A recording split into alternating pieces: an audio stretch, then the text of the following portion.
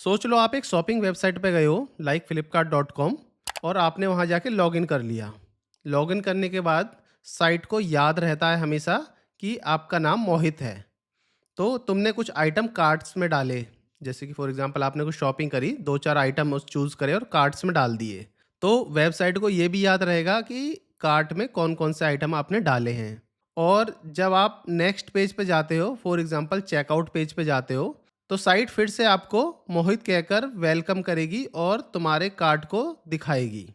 तो इस तरह से साइट को देखो, तुमने जब लॉगिन किया तो भी उसको नाम तुम्हारा याद था, जब तुमने आइटम्स डाले तो उसके आइटम्स भी याद थे, जब आप चेकआउट पे गए तो उसने वेलकम मोहित भी करा और कार्ट्स में आइटम को याद भी दिलाया आपको। अब सवाल ये आता है, ये सब डेटा कहाँ स्टोर होता है? तो ये डेटा सेशन में स्टोर होता है। तो आज के इस लेक्चर में हम पढ़ने वाले हैं सेशन स्टोरेज, कि जेंगो में सेशन को आप कैसे मैनेज कर पाएंगे। इसको सिंपल डेफिनेशन में बात करें तो सेशन जो होता है एक टेम्परेरी डेटा स्टोरेज सिस्टम होता है जो यूज़र के लिए सर्वर साइड पे अपनी एक इंफॉर्मेशन स्टोर करके रखता है। जब यूज़र ब्राउज़र से रिक्वेस्ट करता है, जेंगो उसके लिए एक यूनिक सेशन आईडी क्रिएट कर देता है।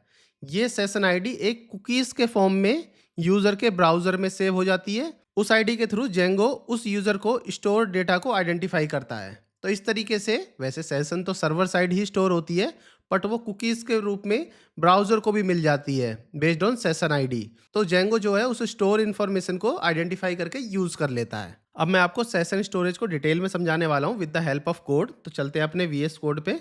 तो हमने लास्ट 27 तक क्रिएट की थी, तो यहाँ से 28 प्रोजेक्ट क्रिएट कर लेते हैं, प्रोजेक्ट नंबर 28। तो सीडी करके जाते हैं 28 में। तो इसमें अपनी एक एप्लीकेशन क्रिएट करते हैं ब्लॉग नाम से। तो देखो मैंने प्रोजेक्ट भी क्रिएट कर दिया, इसके अंदर अपनी एप्लीकेशन भी क्रिएट कर दी ब्लॉग नाम से। अब अपना माई प्रोजेक्ट 28 में जाते हैं, सेटिंग्स में जाते हैं, थोड़ा सा नीचे आओगे तो आपको यहाँ पे देखो ये दिख जाएगा django.contrib.session।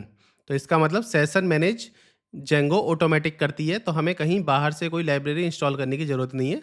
तो सेशन यहीं से मैनेज हो जाएगा। तो अपनी एप्लीकेशन को रजिस्टर करते हैं यहाँ पे ब्लॉग, ठीक है। और अगर आपको ये भी करना है, टेम्पलेट भी रजिस्टर करना है, तो ये भी कर सकते हो। वैसे इसकी ज़रूरत पड़ने वाली नहीं है, फिर भी मैं कर लेता हूँ, ठीक है। इतना हो गया। अब इसको क्लोज़ करो। अब यहाँ आते हैं इसमें यूआरएल्स में। यूआरएल्स में आके अपनी ब्लॉग एप्लीकेशन को यहाँ रजिस्टर कर लेते हैं। तो यहाँ पे लिखते हैं इंक्लूड लिखा और यहाँ पे पाथ में सिंपल लिख दो blog.url, क्योंकि अपनी एप्लीकेशन का नाम ब्लॉग है। blog.urls में मैं इसको सीधा इंक्लूड कर लेता हूँ। इतना करने के बाद अब ये वाला काम कंप्लीट हो गया है। अब ब्लॉग में जाते हैं। ब्लॉग में urls.py बना लेता हूँ। इसमें हम अपने urls जो हम यूज़ करने वाले हैं आज के इस लेक्चर में वो बना लेते हैं। तो इसमें बना लेता हूँ मैं फ्रॉम django.url से पाथ उठा लो और फ्रॉम डॉट इम्पोर्ट से व्यू उठा लो, ठीक है। अब URL पैटर्न लिखो, URL पैटर्न्स। इसके अंदर हम पाथ लिख सकते हैं, क्योंकि मैं आज 3 पाथ यूज़ करने वाला हूँ। एक सेट करने के लिए सेशन को, एक सेशन को गेट करने के लिए, एक सेशन को डिलीट करने के लिए। तो आज के लेक्चर में आप सेशन को पूरी तरह समझ पाएंगे कि सेशन किस तरह से मैनेज होता है, स्टोरेज को हम किस तरह से मैनेज कर सकते हैं। तो स्टोरेज में 3 चीज़ होती हैं। स्टोरेज को पहले सेट करना, कोई डेटा को कहीं ना कहीं सेट करना पड़ेगा, फिर उस डेटा को गेट करना, उस डेटा को निकाल के फिर उसको यूज़ करना पड़ेगा, उस डेटा को डिलीट करना, तो उस डेटा को कहीं ना कहीं जब हमारा काम खत्म हो जाए तो उसे डिलीट भी करना है। तो तीनों चीज़ आज हम डिटेल में सीखने वाले हैं। सबसे पहले मैं बना लेता हूँ सेट सेशन इस तरीके से। तो व्यू डॉट सेट सेशन करके बना लिया, नेम भी सेट सेशन रख लिया। अब एक रख लेता हूँ गेट सेशन और एक डिलीट सेशन। तीनों सेशन समझाऊंगा, सेट कैसे करेंगे, गेट कैसे करेंगे, डिलीट करेंगे। तीनों का व्यू का एक फंक्शन मैंने बना लिए है। इन तीनों को मुझे व्यू में एक फंक्शन बनाने पड़ेंगे। अब व्यू में जाते हैं, पहले सेट सेशन बना लेते हैं। तो अपना ये वाला बंद कर दो, ये काम खत्म हो गया है। अब व्यू में जाते हैं, व्यू डॉट पी वाई। यहाँ से हमें HTTP रिस्पॉन्स उठाना है, तो यहाँ से लिखेंगे फ्रॉम django.http से HTTP रिस्पॉन्स उठा लेंगे। अब कर लेते हैं पहले सेट सेशन। तो मैंने जो कॉपी किया हुआ था डेफ करके यहाँ पेस्ट कर दो और रिक्वेस्ट। पहले सेट सेशन का फंक्शन बना लेते हैं, फिर गेट का बनाएंगे और फिर बनाएंगे डिलीट का। तो सिंपल है बहुत। यहाँ पे जाएंगे, इसका एक होता है रिक्वेस्ट से सेशन उठता है, जो भी सेशन उठेगा रिक्वेस्ट से उठेगा। तो ये जो रिक्वेस्ट थी पहले इसे कॉपी करो और यहाँ पेस्ट कर दो request dot session. Request dot session उठा लिया और सेशन में आप बता सकते हो कि हमें क्या सेट करना है। जैसे कि मुझे यूज़र नेम सेट करना है, तो पहले मैं लिख दूंगा यूज़र नेम मोहित, इस तरीके से। अब फॉर एग्जांपल आपको एक और चीज़ करनी है, तो यहाँ पे रिक्वेस्ट दबाओ, रिक्वेस्ट डॉट सेशन सेशन। इसके अंदर कुछ और भी अगर सेट करना है तो वो भी कर सकते हो, मतलब कितने सारे सेशन आप स्टोर कर सकते हो। मैं लिखता हूँ कोर्स, तो मुझे कोर्स भी ऐड करना है, तो लिख देता हूँ जेंगो फुल कोर्स। तो दो चीज़ मैंने सेशन में स्टोर करा ली, तो मतलब अपने सर्वर पे स्टोर करा ली। याद रखना अभी हम सर्वर पे स्टोर करा रहे हैं, इसको ब्राउज़र पे एज ए कुकीज़ हम भेजेंगे अभी। तो ब्राउज़र पे भेजने के लिए अब हम क्या करेंगे, रिटर्न करेंगे HTTP रिस्पॉन्स की session data set, meaningful data यहाँ पे लिख देते हैं, सेव्ड सक्सेसफुली। ठीक है, इस तरह से हमने सेशन को सेट कर दिया।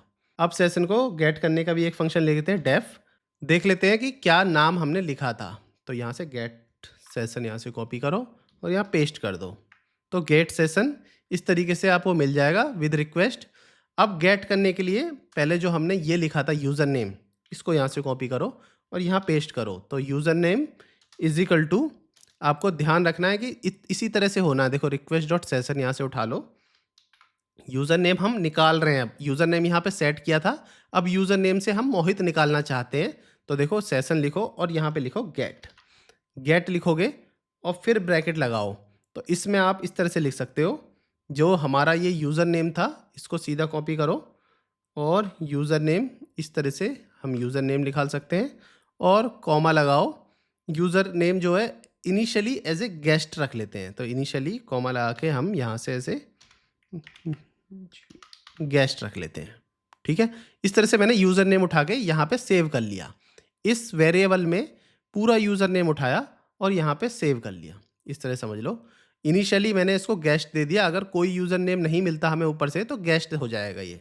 ऐसे ही एक कोर्स में भी मैंने कोर्स उठाया और इस कोर्स में सेव कर लिया, मतलब कोर्स तो यही रहेगा जेंगो फुल कोर्स और यूज़र नेम भी यही रहेगा मोहित, बस सेव इसमें होगा। अदरवाइज ये नहीं मिलेगा तो नॉट एनरोल करके मिल जाएगा। तो ये एक आर्गूमेंट है, अगर ऊपर के आर्गूमेंट नहीं मिलते तो ये वाले बाय डिफ़ॉल्ट आर्गूमेंट जो हैं वो सेट हो जाएंगे। अब क्या है, सीधा रिटर्न कर दो, रिटर्न HTTP रिक्वेस्ट में। तो यहाँ पे लिख सकते हैं वेलकम मोहित, इस तरह से welcome Mohit, you are learning this course. तो इस तरह से आपको HTTP रिस्पॉन्स में ये मैसेज मिल जाएगा अपने ब्राउज़र पे।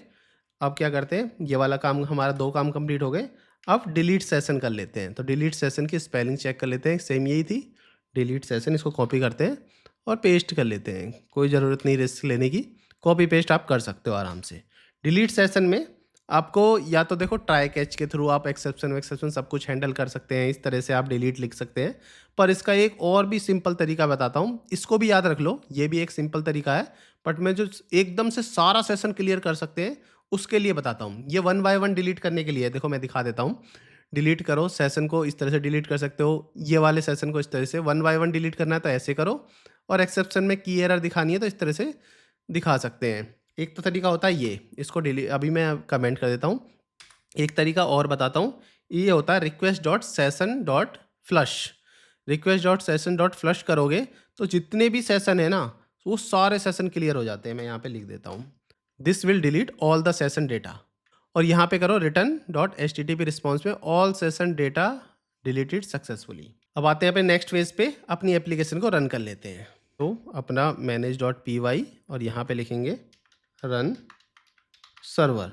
जैसे आप रन सर्वर करोगे तो आपकी एप्लीकेशन चालू हो जाएगी। इधर से इसको कॉपी कर लो।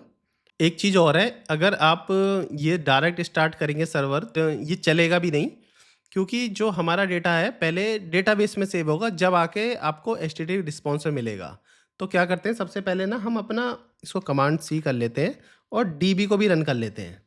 तो यहाँ से चला लेते हैं मेक माइग्रेशन, वैसे भी कोई चेंजेस डिटेक्ट नहीं होगा। अब माइग्रेट कमांड भी चला लेते हैं, तो इस तरह से माइग्रेट कमांड चल गई। अब अपना स्टार्ट कर देते हैं, अब अपना रन सर्वर कर देते हैं। तो इस तरीके का एक सर्वर मिलेगा, इसे कॉपी कर लो और वापस आओ, न्यू टैब ओपन करो और इसको एंटर कर दो। सेट सेशन को कॉपी करो और यहाँ पेस्ट कर दो।